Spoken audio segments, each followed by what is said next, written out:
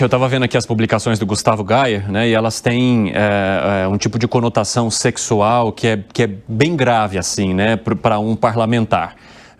Porque ele menciona e ele marca a Gleisi Hoffmann, marca a Davi Alcolumbre, marca o Lindbergh Farias, falando que está estarrecido ao imaginar que eles poderiam formar um trisal, o presidente do Senado, Lindbergh Farias, Gleisi Hoffmann, justamente por causa da fala do presidente da República, do presidente Lula, do momento em que ele fala que escolheu uma mulher bonita para fazer articulação com a Câmara e com o Senado.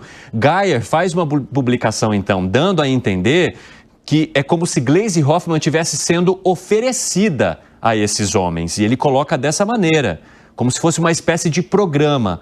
E ao fazer essas publicações, o Rogério Correia vem então e faz uma outra publicação marcando o Gustavo Gayer, falando que ele estaria embriagado ao fazer essa publicação, mencionando também o fato daquele acidente em que se envolveu o Gayer no passado, que resultou na morte de algumas pessoas, que é um fato que ele sempre traz à tona, né, falando que foi um erro e que as pessoas não imaginam o quanto isso traz dor para ele, mas mencionando isso, então, como se não bastasse aquele fato, usa mais uma vez a embriaguez agora para fazer um ataque a Gleisi Hoffmann e ao senador Davi Alcolumbre, ao presidente da Câmara Hugo Mota e ao presidente da República. Então, vejam o quanto a situação, a partir de falas, vão criando reações, né, em cascata e que podem envolver muita gente. Fala, Gani. Só uma dúvida, ele admitiu estar embriagado ou alguém, uma outra pessoa? Aí o deputado, o Rogério Correia, menciona o seguinte: o deputado, pelo visto, está novamente bêbado e vamos lembrar que já matou 2 pessoas nesta deplorável condição, relacionado àquele fato lá do passado de Gustavo Gayer. Mas não vai se livrar da comissão de ética, pois falta de decoro, mesmo embriagado, é crime. Então, Rogério Correia aponta que o Gustavo Gayer estaria embriagado ao fazer essa publicação criticando Gleisi, falando da possibilidade de trisal com o senador e presidente do Senado, Davi Alcolumbre. Está aí todos os fatos e publicações que envolvem essa história que o Bruno e o Anelli acabaram de contar de maneira muito transparente aqui pra gente. Obrigado, meus amigos. Se vocês tiverem mais alguma repercussão disso, por favor, chamem a gente aqui. Eu quero ouvir agora os nossos amigos. Gente, vamos trazer a história da Gleisi Hoffmann agora, envolvendo o deputado Gustavo Gayer e essa possibilidade de ter uma denúncia ou dele parar no Conselho de Ética, né, que pode trazer resquícios grandes aí diante das publicações que ele fez. Ô Zé Maria Trindade, você que já acompanhou vários desses processos e dessas movimentações, como é que analisa este caso envolvendo Gustavo Gayer e a maneira como ele falou sobre a ministra Gleisi Hoffmann e essa articulação que foi proposta pelo presidente da República, como se a ministra estivesse ali fazendo parte de algo relacionado a programa, né? E ainda provocando o Lindbergh Farias, dizendo: você vai permitir que isso aconteça, que ela seja entregue como se fosse um programa?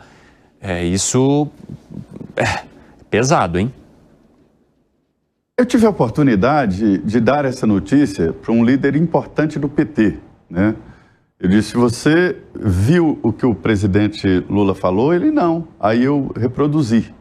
Aí ele fez uma careta e falou: é mal, fica mal para todo mundo e tal, tem que ver isso aí.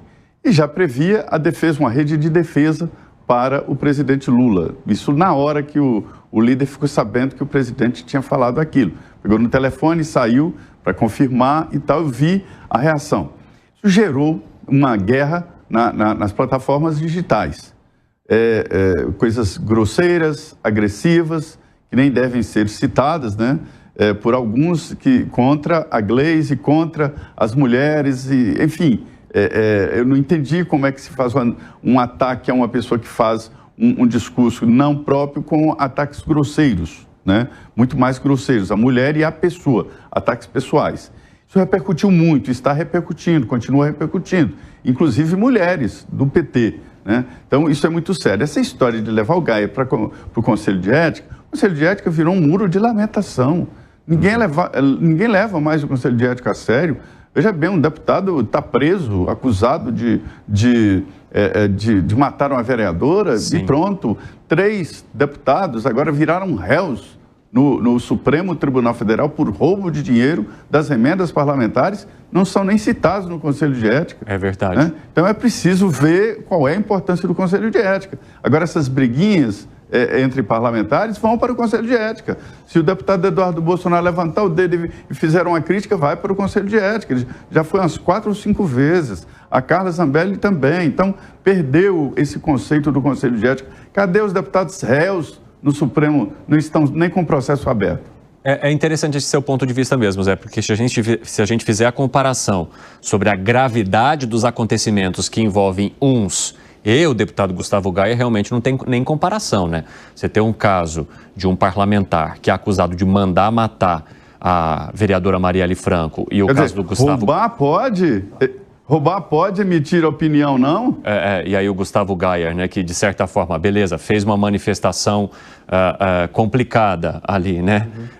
Um tipo de crítica que meio que revela um ataque direto ao presidente do Senado e por isso poderia parar na Comissão de Ética. Mas se comparar com esses outros casos, ou de parlamentares, por exemplo, que estão sendo investigados agora e têm denúncias ou podem até virar réus no Supremo Tribunal Federal por questões relacionadas à corrupção envolvendo, já viraram, né? A corrupção envolvendo emenda parlamentar, realmente são bastante distantes. Mas eu quero entender, a partir desse cenário trazido pelo Zé, né, e principalmente desse ingrediente que ele colocou, comparativo, como é que vocês avaliam a maneira como pode ser conduzido o processo envolvendo Gustavo Gayer, Fábio Piper? Bom, primeiro que você receber algum tipo de acusação do deputado Gustavo Gayer, uma figura extremamente vulgar, é praticamente um selo de qualidade, né? Agora, veja, eu acho o seguinte, foi mais um momento chulo, grosseiro.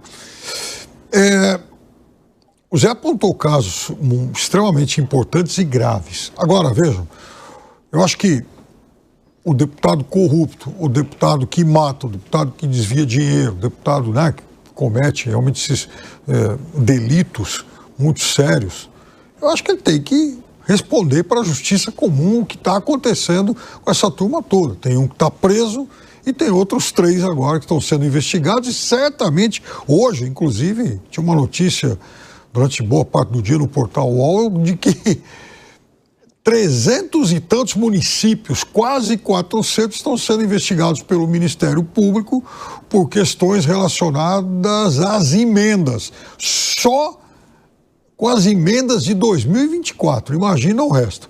Então, claro que tem coisa muito séria vindo aí. Agora, nem por isso, esse tipo de acusação chula, né, extremamente grosseira que o deputado Gayer fez, e vejam só o currículo do deputado Gayer. A gente falava aqui de coisas muito sérias e veja, ele também está sendo investigado por peculato, por uma série de acusações. Não estou dizendo que houve, estou dizendo que ele também está sendo investigado. Tá? Então eu acho que tem que procurar uma forma, inclusive, do Conselho de Ética, mais uma chance, né, para o Conselho de Ética ser minimamente revigorado aí, né? Fala, Segre. Bom, primeiro que o time que utilizou o Gustavo Gayer, o deputado, para criticar o presidente Lula foi errado, na minha humilde opinião, porque estamos falando dele quando a notícia não era ele. A notícia era a fala do presidente Lula falando sobre uma hipotética beleza, que é subjetiva, da deputada e agora ministra Gleisi Hoffmann, que poderia ajudar a articulação. E para o presidente Lula pode falar o que quiser, a abobrinha que quiser, que a dissonância cognitiva militante da esquerda vai perdoar, não tem problema. Pode falar que a mulher só pode ser batida fora de casa, dentro de casa não tem que bater. Que não deve bater em mulher, salvo que seja corintiano, também não tem problema. Chamou aquele deputado, não estou lembrando o nome, o deputado que o assessor foi pego na cueca com $200 mil e depois prescreveu o crime. Chamou de cabeçudo cearense. Isso não é uma atitude antirracista? Mas é o presidente Lula e ele pode falar o que quiser. E assim tem um monte de coisas, desde que ele se sentia muito novo e a testosterona e o tesão. Eu me pergunto se essas falas foram feitas por ex-presidente Bolsonaro, se a passividade do Piperno e um monte de gente simpatizante da militância esquerda seria a mesma. E a resposta já sabemos, é não. Mas o presidente Lula pode falar o que quiser. Inclusive, eu escuto com muita indignação e todo o respeito que merece Piperno falar de uma questão moral da extrema-direita, né? Quando o Piperno falar de extrema-direita, eu vou me referir à esquerda da suprema esquerda. Assim a gente equipara os adjetivos. E aí você fala de uma questão moral. Que moral pode ter a esquerda quando perdoou, escondeu embaixo do tapete um monte de corrupção declarada, gente que devolvia dinheiro, mas isso não passou, que moral, não aconteceu. Ô Segré, com todo respeito, e que moral tem a extrema-direita quando apoia um cidadão que defendeu que a ditadura matasse 30 mil brasileiros, que matasse Fernando Henrique Cardoso, que usasse o pau de arara contra uma outra autoridade, que fechasse o Congresso, que limitasse a respiração dos mortos por Covid? Que moral a extrema, que credencial para falar de direitos humanos a extrema-direita brasileira tem? A extrema-direita brasileira, ela anda exatamente em concubinato com essa turma. Ah, pelo amor de Deus. Piperno, é que generalizando, a gente não favorece nada. Eu não estou de acordo em absolutamente nada do que você acabou de mencionar. Eu sou contra isso. E eu não sou de esquerda.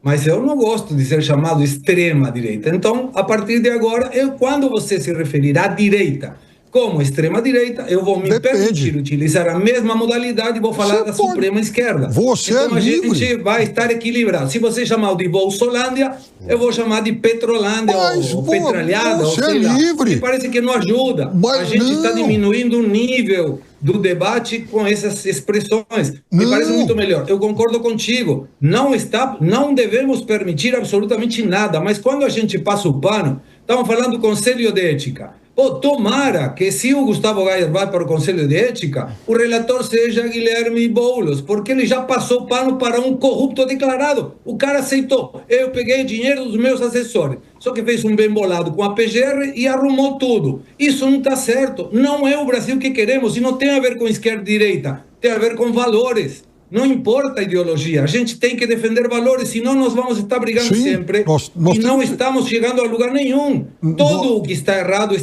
não interessa a ideologia. A própria líder do PSOL na Câmara, Talíria, me parece que chama Petroni, ela falou, está errado o que o presidente Lula falou, ele deve fazer uma reparação. Essa pessoa que eu não conheço tem o meu respeito, porque não interessa a ideologia, observou que estava errada a fala do presidente.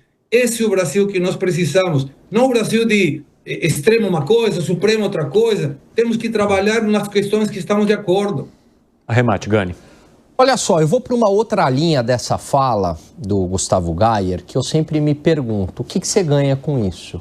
Né? Porque, na verdade, ele está fazendo uma provocação para o Lindenberg Farias, né? Então, ele movimenta a base dele, ele agita a base dele, ele tem talvez um ganho pessoal em relação a isso, político, mas será que compensa o risco, por mais que o Conselho de Ética esteja bastante desmoralizado, como a gente viu, desmoralizando questão de rachadinha, de assassinato da Marielle, a gente sabe muito como funciona o meio político, né? Muitas vezes há crimes que são muito maiores e não são condenáveis, e aí é uma passada de pano, mas há crimes menores ou nem crimes e que aí, às vezes, o Conselho de Ética mira o canhão para você. Então, eu acredito que a gente não pode, numa situação dessa, agir com o fígado e ficar o tempo inteiro jogando para a plateia, jogando para a rede social por conta do risco. É uma questão de risco.